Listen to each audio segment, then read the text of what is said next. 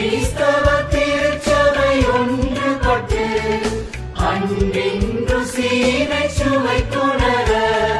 கிறிஸ்தவ திருச்சபை ஒன்றுபட்டு அன்பின் ருசியினை சுவைத்துணர.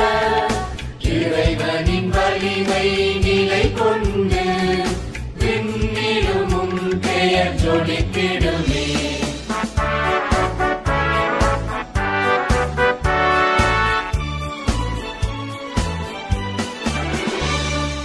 வறுமை மக்களை நேசிக்கும் சோர்ந்திருப்போரின் ஆறுதலாய்.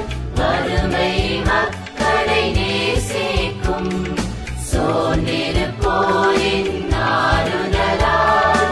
எளிமை நிரம்பியவும் வாழ்வும் இருளுக்கு ஒளியாய் திகழ்கிறது.